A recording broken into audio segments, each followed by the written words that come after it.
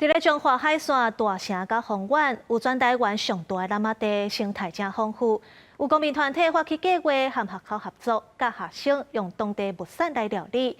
毋但了解家乡好滋味，嘛知影生态保育的重要性。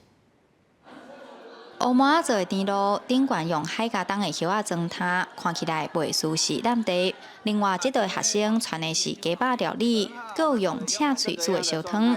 丰原国小学生伫生态总铺师的指导下，利用当地物产来煮食。我做的料理是花园沙拉，里面有虾米、香菇，我们方院的水跟蔬菜和在地的芝麻粉。潮间带，它上面的装饰是放海茄冬，我很惊讶，因为没想到这种海滨植物也可以做成料理。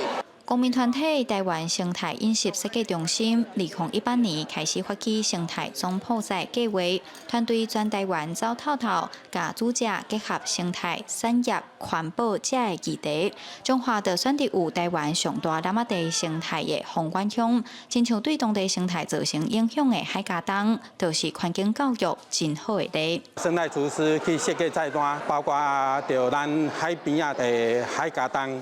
还有水芹菜，为小朋友上到咱环境教育的永续课程。今天芳苑国小的孩子在拿到代表我们芳苑乡的物展在做餐的时候，它不会是个菜了。这个食材它究竟在台湾为什么代表西部海岸一个国宴、国土永续宴会的一个食材？今天芳苑国小的孩子就不只是芳苑国小，它是台湾潮间带解说员的小尖兵，拿起那个物展来，它会更有世界观，更有国家观。公民团体表示，丰原乡的蓝仔地毋但是当地渔村的底地，嘛是岛礁过冬重要的所在。佮有蚵仔、赤水，侪丰富的物产，绝对有国家级湿地水准。因去年嘛带学生去嘉义森林的渔村参观比较，分看因的视野，认捌台湾西部渔村无同的生态议题。